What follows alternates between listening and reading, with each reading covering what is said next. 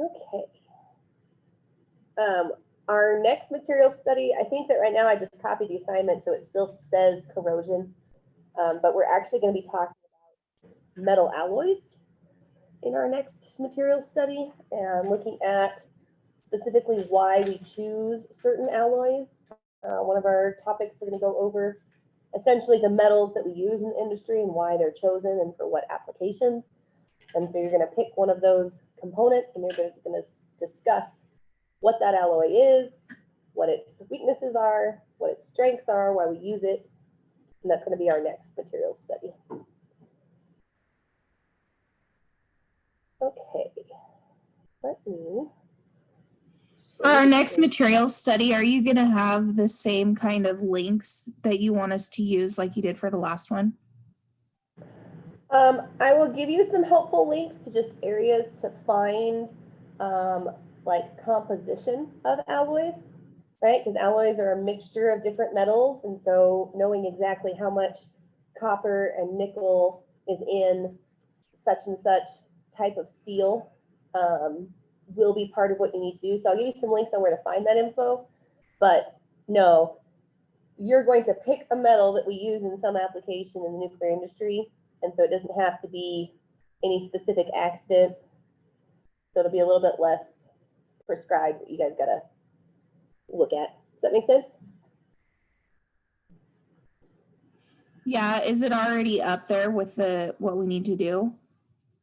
No, I think actually it is the exact same as the last one, because in Moodle I can just copy things so that way I don't have to enter it all brand new, but I need to go and enter the text because I think it tells you to still talk about corrosion.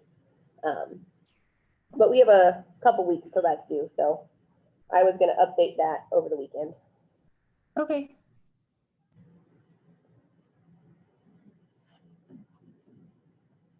Okay, let's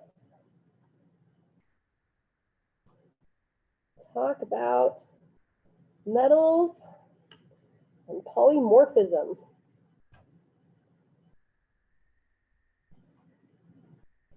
Okay,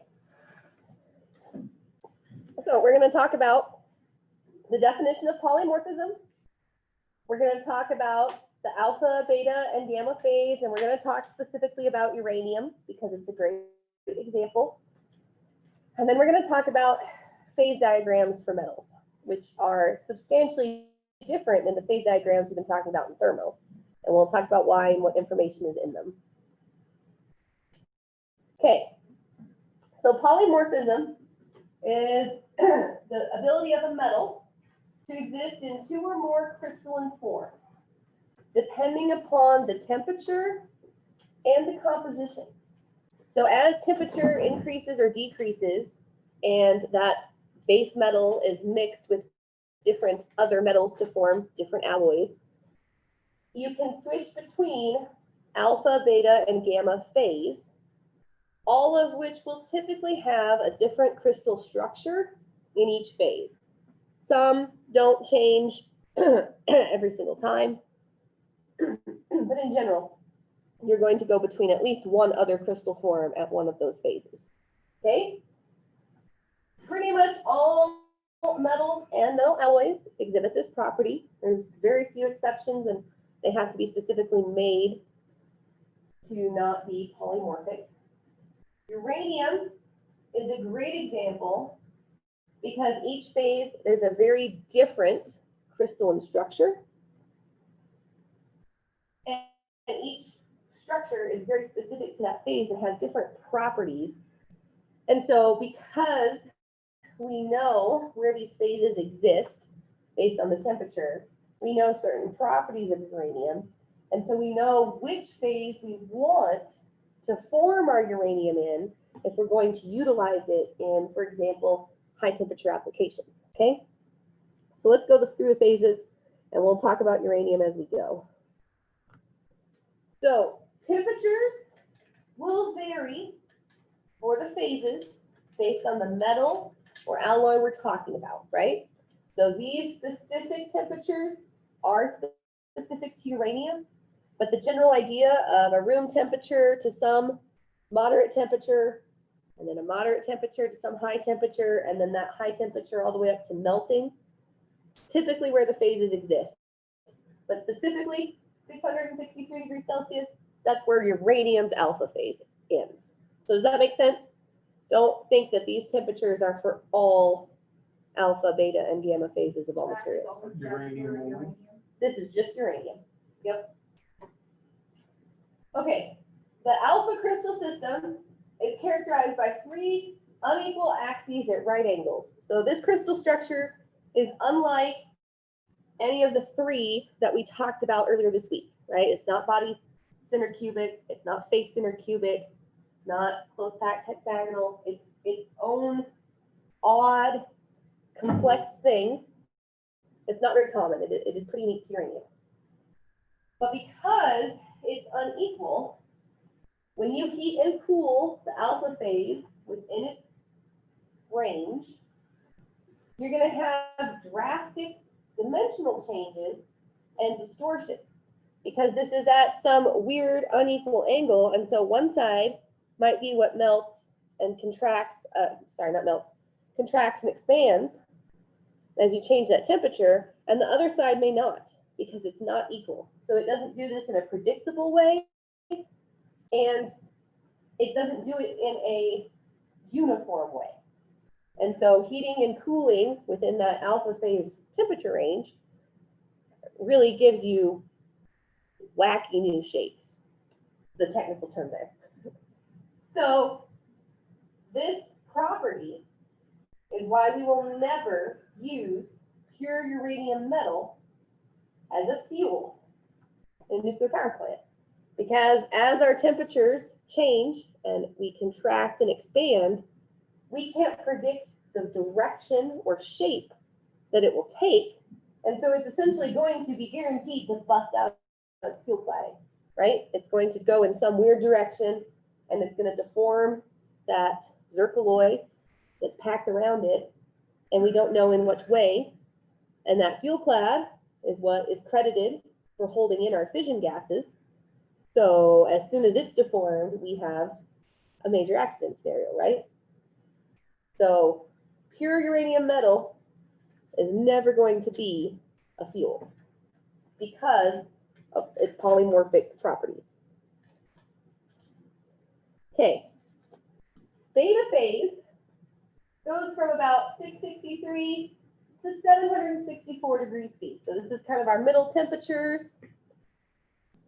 There's a tetragonal lattice structure, and this one is sets of four angles coming off of each one of the little atoms. It's really complex, not one of the basic ones we studied, but it's also very short in its range, right? So if you go from alpha and heat up through beta, you're going to have this alpha phase that distorts and morphs and contracts and expands unequally. And then when it transitions into this phase, it's going to take all of that and it's going to move it into this more rigid 4x4 shape. And so you actually have a whole lot of this structure that has to rearrange, and it's kind of stressful in the uranium. So it doesn't have any particularly outstanding properties, the beta phase, but that transition is, again, something we kind of want to avoid. So another reason we don't use pure uranium metal. The gamma phase of uranium is formed at temperatures above beta phase up to its melting point. Okay, so beta phase ends at 764. From beta phase all the way until we no longer have a solid metal, we have gamma phase. In the gamma phase, the lattice structure for uranium is body-centered cubic. So this is one of the ones we talked about, right? This structure expands equally in all directions when heated. It has a very uniform response to the application of heat. So when we take uranium, even though we're still not going to use pure uranium, when we make an alloy for a metal uranium fuel, we want to use gamma phase uranium. Yes, Jennifer. Are they called different things? Yes. Each of the phases, kind of like with steel and Yes. metal. Yep, and we're gonna go through some of the names of the steel. There's not quite as many names for a lot of the other metals, because steel can have so many different mixtures, right? But yes, and some don't. If you don't have a lot of wide applications and uses for certain phases of certain metals, no one may have bothered to name it. But yeah, it's the same thing. Yeah, What okay. is the BCC stand for again? Body centered cubic. So that's that structure where we've got 4 corners of the cube, and then on the face, or sorry, in the body, in the center, you've got another connection point for your lattice. Okay, we drew that yesterday, or the other day. Yes.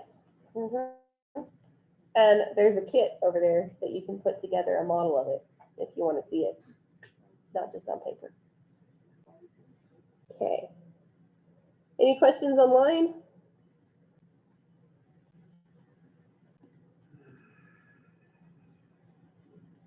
Nope, we look good. Okay.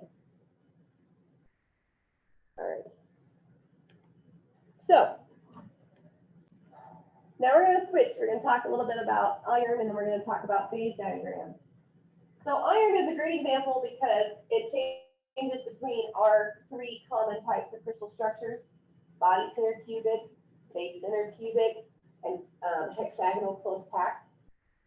However, each one of these crystal structures occurs at a solid, all right?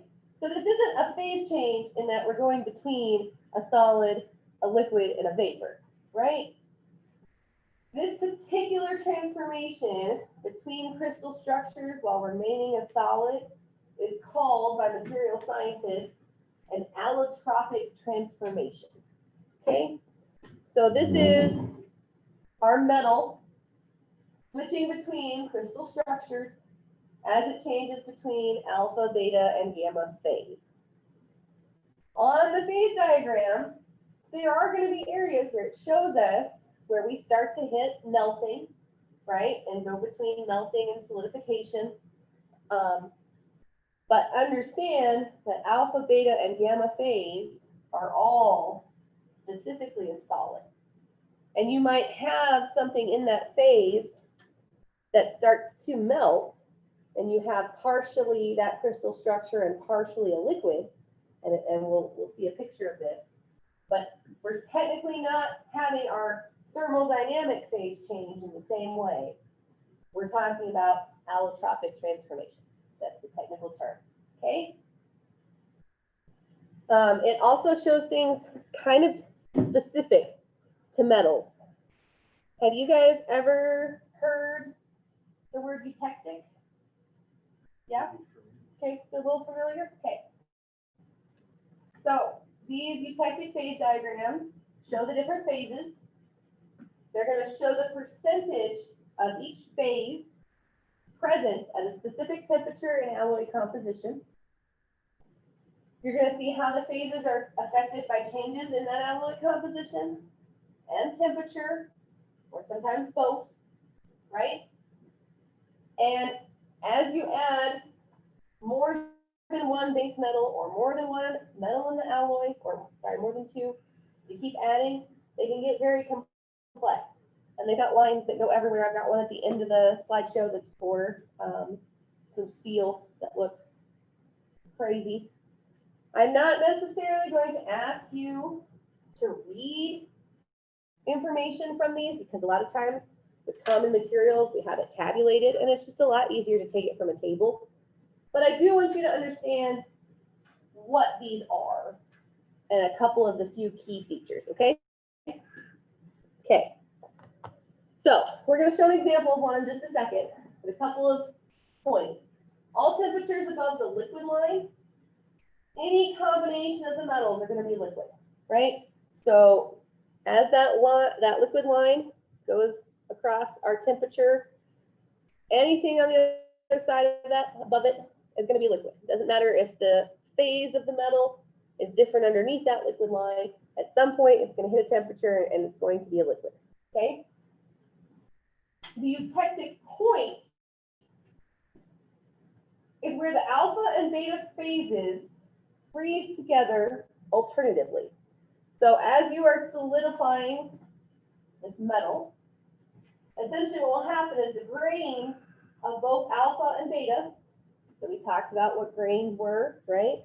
They're uniform areas of the same crystal structure. You're going to have a little piece of alpha crystal structure, and then a piece of beta crystal structure, and they're going to be placed against each other. And they're going to combine, interfering with the normal crystal structure that this metal would have at either alpha phase or beta phase. Because the crystal structure has essentially been deformed, eutectic compounds have a melting point that is lower than the melting points of the separate constituents or any other mixture of them. So in our applications, in a reactor, would it be a good or bad thing if the way you made a particular metal ended up with a product that had a lower melting point than we thought it should? Could be real bad, right? So eutectic compounds are not typically something we want to have in reactor applications. Excuse me. I can't swallow. But they have a very unique property. It gets exploited in a lot of beneficial ways. Material scientists do some really cool stuff with this property. It's just not something we're really looking to have in our materials in reactor applications, because we want to deal with things that are very resistant to melting at high temperatures, right? Not that are going to melt at a lower point. So let's look at a phase diagram. Okay.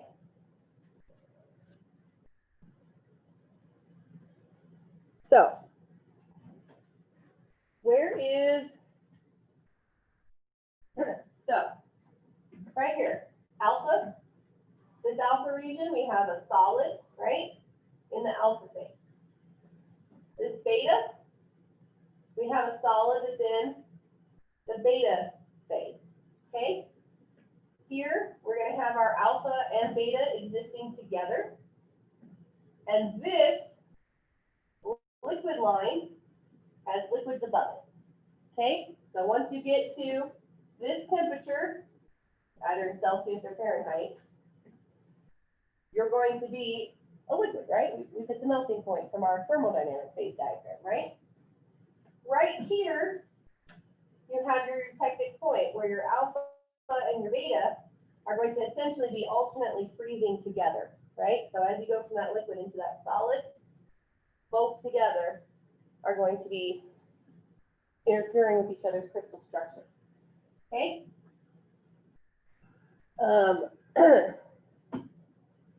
This phase diagram is for silver and copper. So this bottom starts at 100% silver, 0% copper, and goes up to 100% copper, 0% silver. And so all of these little changes are occurring along this based on the properties of how the alloy is composed of the two metals, right? Our changes this direction are because of the temperature, right? So just like in our thermal phase diagrams, we talk about temperature and pressure. Here, we're talking about composition and temperature. These are the things that govern how our metal acts. This you can control, right? This you control by saying what applications a metal alloy can be used in, right? So if you want to ensure that you have beta phase copper, right, you're going to have to make sure that you stay below this 1100 degrees C, 2000 degrees Fahrenheit, right? And if you go straight down, eventually you end up in an alpha and beta anyway, so you're going to have to stay above 300. So if for whatever reason your application requires beta phase copper, you now have a temperature range for which that exists, right? Yeah, Katie. So when would you want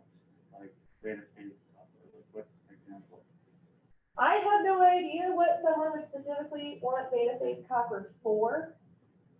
I'm not a material scientist, but in general, the phases, because they have different structure with that crystal, they're going to have different strength. They're going to have different resistance to creep and strain and stress, which we'll talk about next week. So they'll be able to carry more load, handle more tensile strength. They will have different elasticity and be able to deform and rebound differently. So just depending on what you need your material to do, there's a best phase for that application, right? And so you might specifically want copper because you need to have some really good conductivity, but your alpha phase structure is too rigid. You need, it to be a wire that is more malleable. And I'm making that up. I don't actually know where wire and the phases are applied for copper, but just as an idea of the kind of things you think about for when you want an application, right? Just like uranium, we want to avoid alpha, beta, and alpha beta, and we want to find our gamma phase because of the structure we want for our fuel, right? So we would want to stay away from the mixtures that give us these alpha beta phases. And notice that this one doesn't have a gamma phase on it, so you can have two or more. Here it's got alpha beta. Okay.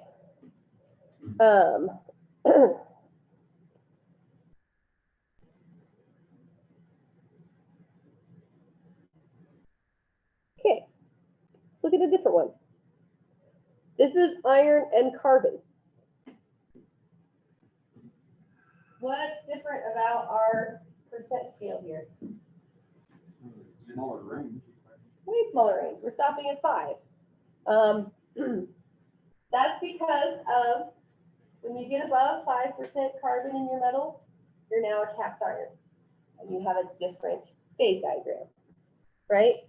So just certain materials, when they become different alloys, you've got carbon, you've got steel, and the amount, the percent you have of that mixture, you're going to have different phase diagrams that's shown on, okay? Essentially, the difference is cast irons can't be hardened, but steel can. So just different properties of the materials are going to be shown different ways, okay? So does that mean cast iron is harder than steel, or it just doesn't grow to be harder? It can't go through a process in its formation called hardening that helps it resist some of the properties we'll talk about next week. That's harder than steel, obviously, right?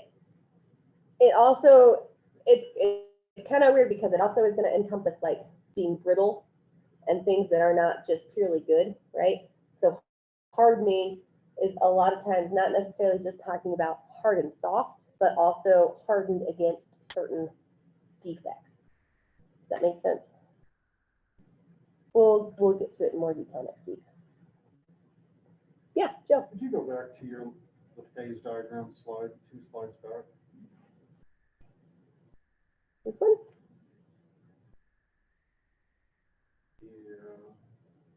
I don't have part of that on It- my I don't slide. have that either. What I'm saying, my slide's a little different than yours, Oh, and I don't know if it's significant or not. Yeah, that eutectic compound part is not on my slide. In mine either, just something I Okay. mentioned. I'll re-upload it. Maybe it had an error. Monique was looking at something that I don't know if one of you guys had downloaded it for her, where she got it, but it was completely different than my version of the document. Hmm. So, I thought I was sleeping. I was like, looking at my phone. okay, I will re-upload this and hopefully that'll take care of that. Sorry, guys. Okay. So, going back to the second phase diagram. Yes. This is just because I noticed a couple of words, but this would be more of the metals that you would use for the. Used for the what? For the. cast iron, No. you're usually more steel. Or steel, yeah. I just thought it was aconite, whether it's at the other was something. Yes, and there's some of the same terms, but, and we'll talk about those a little bit as well. Okay. So they're essentially talking about different microstructures that exist, right? And so these different words, just because we do so much with cast iron and steel and our carbon-based metals, they actually have names for them instead of just calling them a particular type of crystal structure, right? Because this composition, this structure immediately tells you this information, right? And so there's, as we tabulate the information off these charts and we create specific stainless steels and carbon metals, particular mixtures, specific alloys, you're going to know by familiarity with this word, the temperatures and structure and properties, right? So these are just more common. That's why we don't have a name for them in uranium, because we're always going to go for that gamma phase uranium pretty much, right? So, ferrite, solid, right? So here's our detected point, right? We've got austenite and ferrite, we've got liquid and solid up here, okay? So ferrite is stable at room temperature, has a very small amount of carbon. It is sometimes called alpha iron, but it's not actually referring to the alpha phase. It's kind of a weird thing. So eutectic point, we know it's eutectic point because the line goes all the way across. So we know Obviously. this is our liquid line here, because everything above that is a liquid, Right. right? Here we've got liquid and solid, and here we've got solid. So this is our liquid line. And because all of these diagrams can look so bizarre and different, that is labeled. You don't have to just look at it and say, I know that that one's the liquid line. You're gonna label it. So there's nothing that makes that eutectic point other than the labeling. Other than the label. Okay. Yeah. And I mean, they've studied it and they see that that's where the alpha and Right. beta I phase just don't know happen. if that was like a line on every phase diagram where that point will be. No, unlike the thermal phase diagrams, these are bizarre and fun every time. Okay. We also have another really common one, austenite. It's called gamma iron. It's face-centered cubic. So everywhere that we've got, right, here's our solid austenitic metal, and here it's mixed in. Okay. It's not magnetic and easily hardened, so it's a strong and ductile metal, which is why it's used for so many things. And you can say solid at some really high temperatures, right? Depending on your percent carbon, I believe.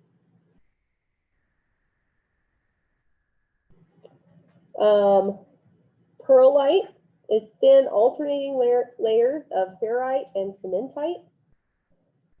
Essentially what happens is if you make austenitic metal and then you slowly cool it, you're going to end up with pearlite. So any one of these austenitic solids, when you cool it slowly, as it cools, these will form in alternating layers.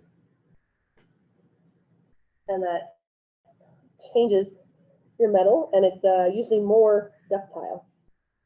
Okay. Martinistic steel or metals. We're not really looking at steel. You guys see where I don't see Martin? I don't see it either.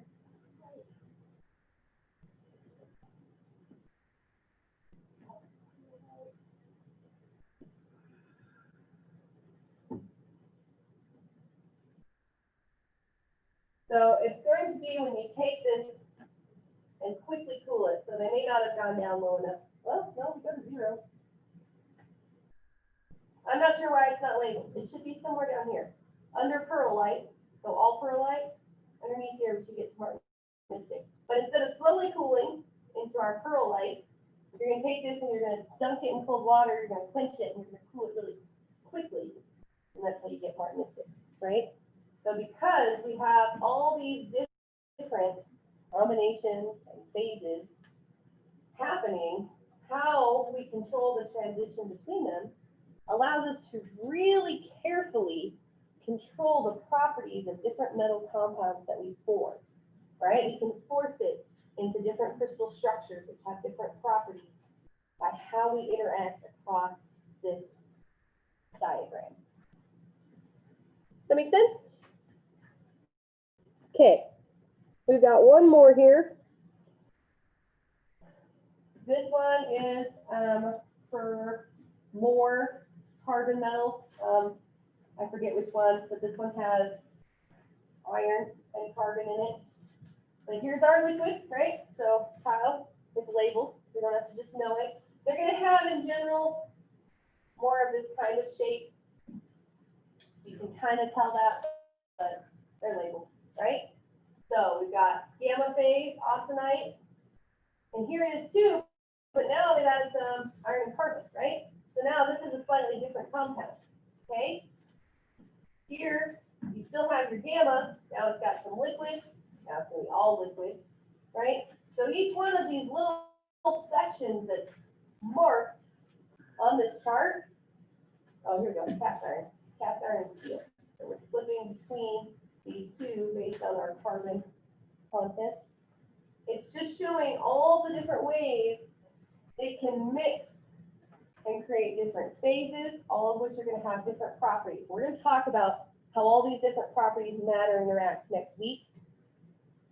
But this is kind of just showing us how we can get what is almost the same material, carbon and iron, to have a huge spectrum of hardness and ductility and strength and tensile strength and different Young's modulus and elasticity.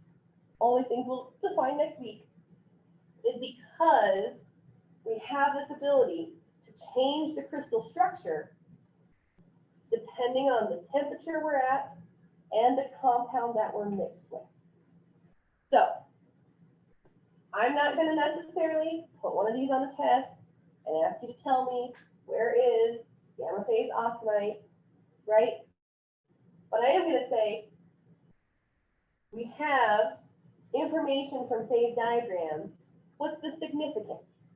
The significance is that we can know exactly the different temperatures and compositions that will give us different crystal structures, which allow us to know our metal properties and change them even within the same material. Can you type that statement out or something? I'm That trying was a to, lot. I know it's gonna be on the test now, so it's like, I wanna write that down. Okay, so I more want you guys to put this in your own words so that you really understand what I'm saying, right? The significance of this diagram is that we can illustrate the different properties of the same material by putting it at different temperatures and different compositions. Okay, so saying it one more different way, because all of these different phases exist, our iron can essentially act like very different materials in different environments, even though it's still iron. And we know where it will act like a particular type of crystal structure because we have these diagrams. Joe? Phase diagram can illustrate different properties of the same material at different temperatures and Compositions.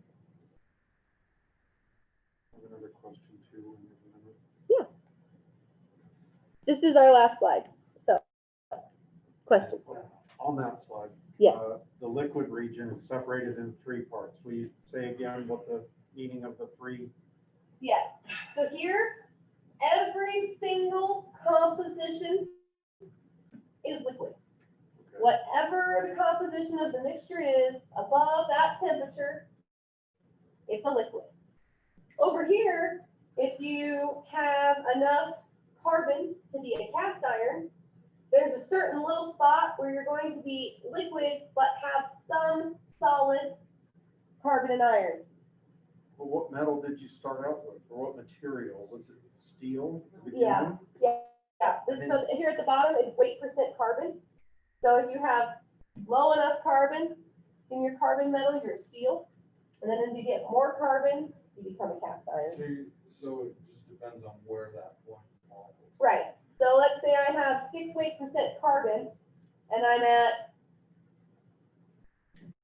1200 degrees Celsius. I'm going to be a liquid with some solid iron and carbon.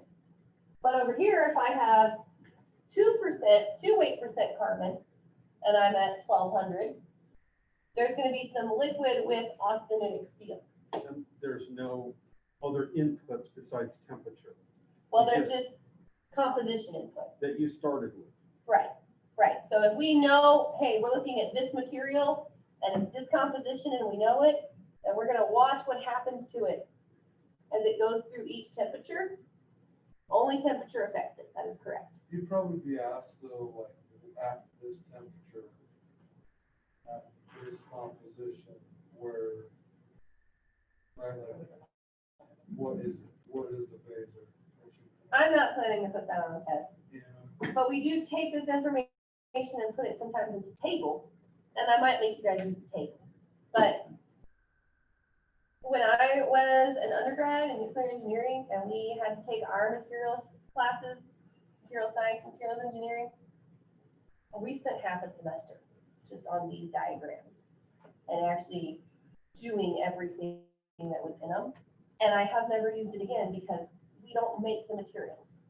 We just need to understand how to use them and why there's certain temperature limits on different materials, even though it might be steel and steel and steel.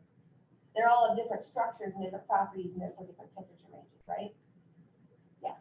So you're saying, on the last slide that you could quickly cool the metal and it would stay that, Martinistic. yeah, is that for every single, like,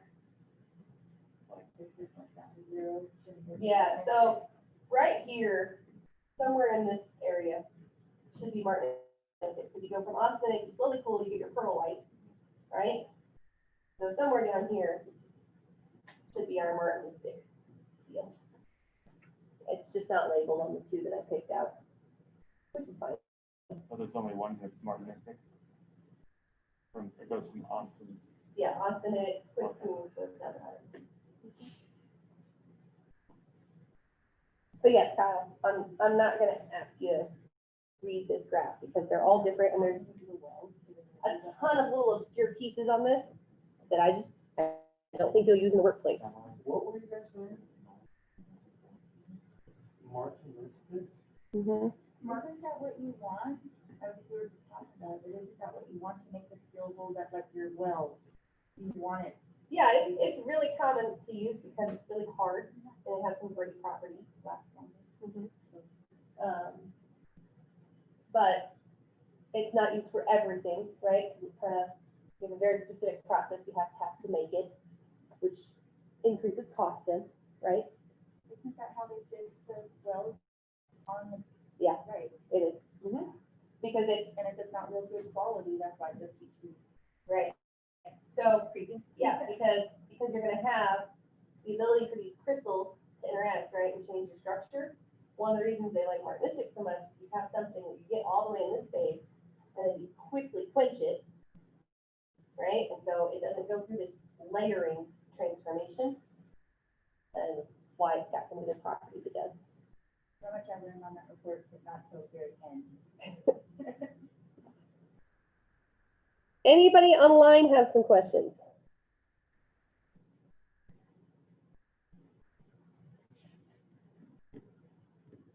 Nope. Okay.